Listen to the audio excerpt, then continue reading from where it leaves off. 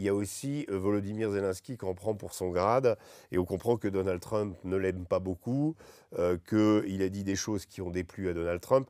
Bref, c'est pas sûr que Trump revienne dans le camp occidental.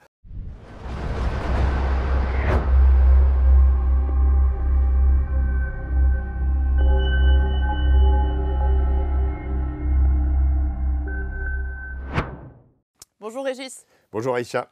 Régis, dans le jeu du Je t'aime, moi non plus, auquel nous ont habitués Donald Trump et Vladimir Poutine, épisode 345. Hier soir, le président américain a déclaré sur son réseau social Truth Social: j'ai toujours eu de très bonnes relations avec le président russe Vladimir Poutine, mais quelque chose lui est arrivé, il est devenu complètement fou. Comment expliquer ce changement de cap ? Écoutez, c'est un classique chez Trump dans sa relation avec Poutine. D'abord parce que vous avez deux êtres humains qui ne fonctionnent pas du tout de la même façon. Trump est dans l'impulsivité, dans le tout de suite. Et derrière, vous avez un vieux crocodile qui est au pouvoir depuis l'an 2000, ça fait 25 ans, qui a vu et traversé toutes les épreuves et plein de choses avec son pays, et qui est habitué au temps long, en fait, et qui résonne dans le temps long. Alors on peut dire, oui, c'est un peu cliché, les Russes sont des grands joueurs d'échecs, il a toujours 3-4 coups d'avance. Mais je crois que Poutine, c'est pas tellement les échecs auxquels il faudrait comparer sa stratégie, c'est plus le judo. Vous savez que c'est un judoka, il est ceinture noire, on l'a vu plusieurs fois sur des tatamis. C'est-à-dire de prendre la force de l'adversaire, d'essayer de le renverser. Et il fait assez souvent ça, en sachant que sur ce qui s'est passé avec Trump, il y a de part et d'autre la définition d'un nouvel ordre international. C'est-à-dire que Trump et Poutine ont décidé de se rapprocher, ont accepté de se rapprocher, et ça, ni l'un ni l'autre ne veut que ça cesse. Donc, il y a des coups de gueule, il y a des incompréhensions. L'impulsivité de Trump, malheureusement, est au centre du jeu.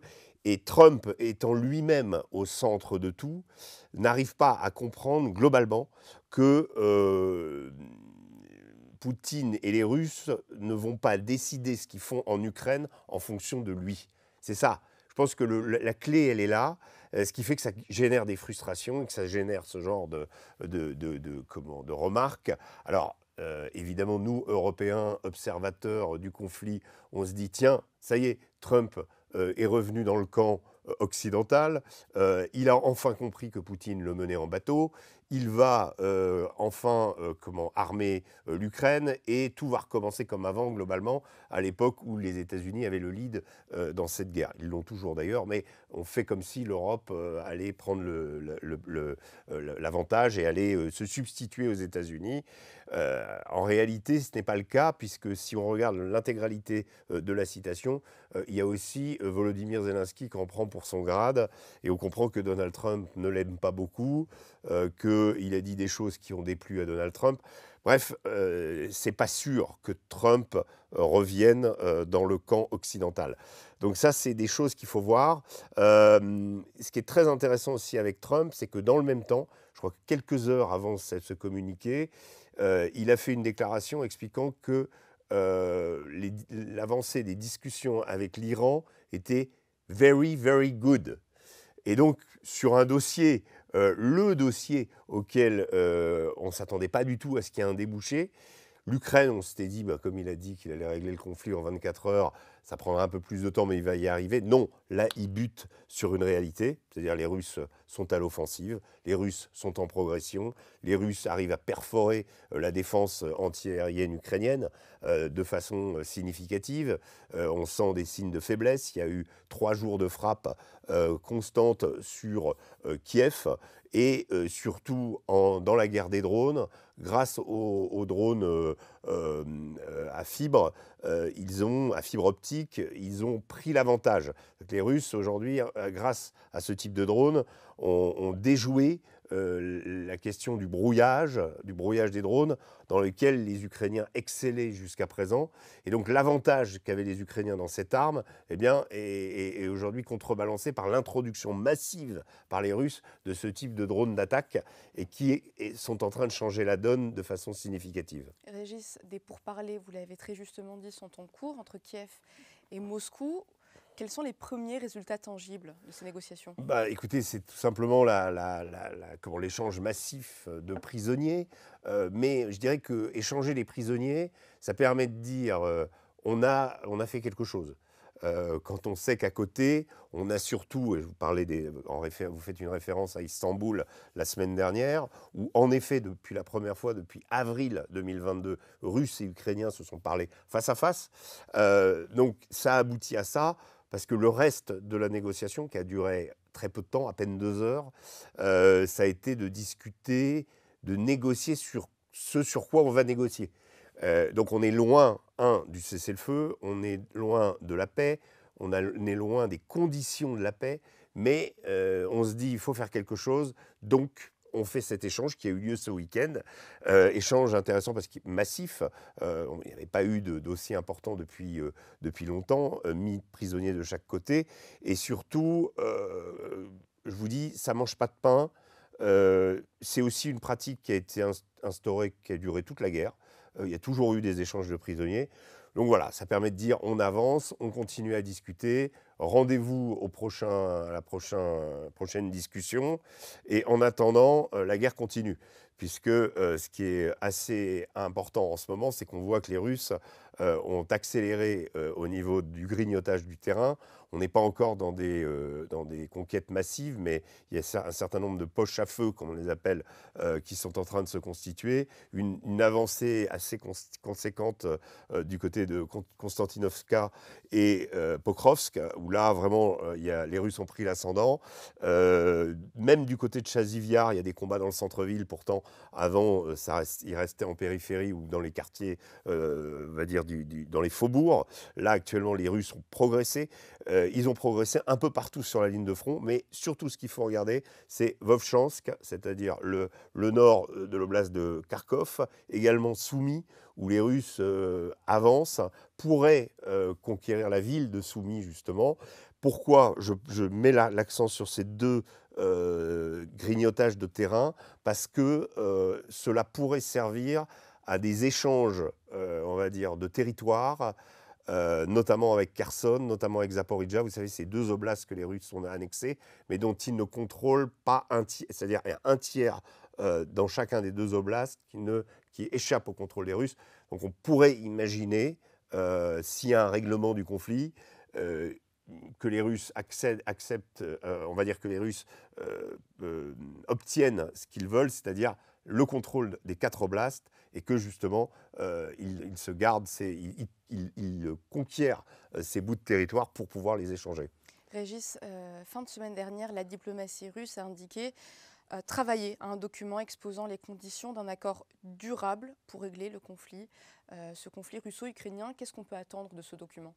Écoutez, d'abord, ce document, on ne sait pas s'il a été transmis aux Ukrainiens.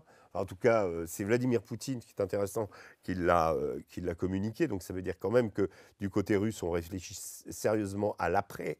Mais dans le même temps, il y a des signaux contradictoires, puisque Vladimir Poutine a nommé Andrei Mordvichev, qui était le vainqueur de Mariupol, le vainqueur d'Avdiivka, et le responsable, justement, l'artisan de la poussée sur Pokrovsk.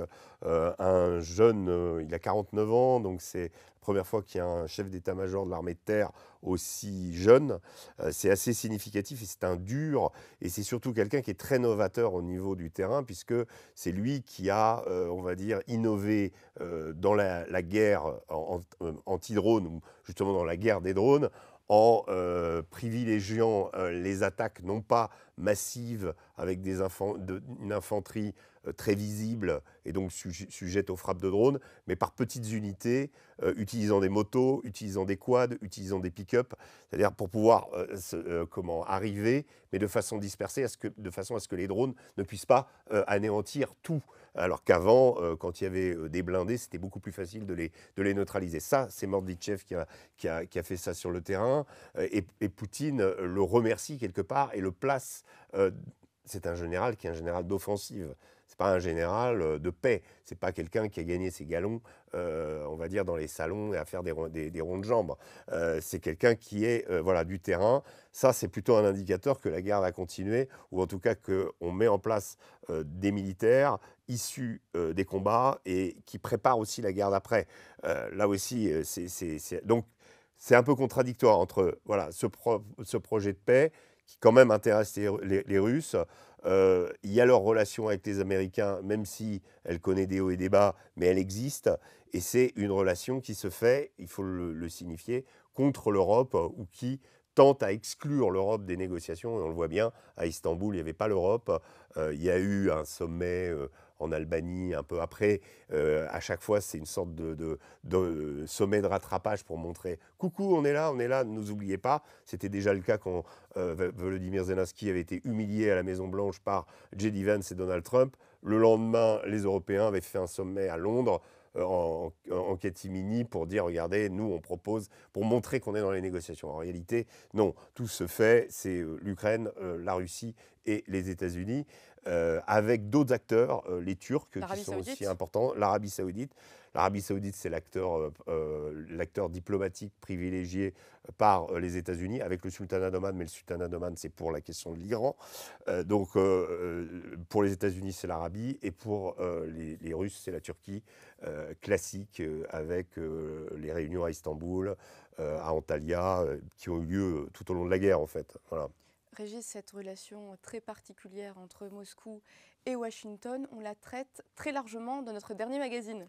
Oui, tout à fait. C'est le titre de notre magazine. Trump-Poutine à l'assaut de l'Europe.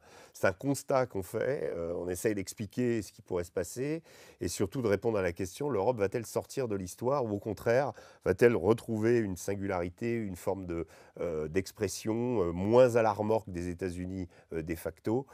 C'est à l'Europe de s'organiser. Alors, c'est pas très bien parti parce que les 27 ont quand même, sur la question ukrainienne uniquement, énormément de mal à parler d'une même voix entre ceux qui sont partisans d'intervenir, ceux qui ne veulent pas envoyer des troupes, ceux qui veulent continuer à envoyer des armes, ceux qui ne le veulent pas. Bref, ceux qui, on va dire, sont dans l'Union européenne, mais en même temps dont le Premier ministre Robert Fico assiste aux commémorations du 9 mai à Moscou.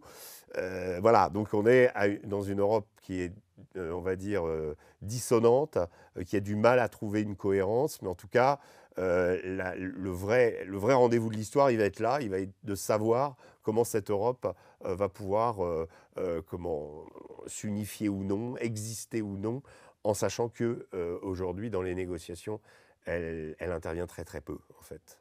Magazine que vous pouvez retrouver dans tous vos kiosques. Merci Ouais, Régis. 5000 points de vente, voilà. Merci. Merci beaucoup Aïcha.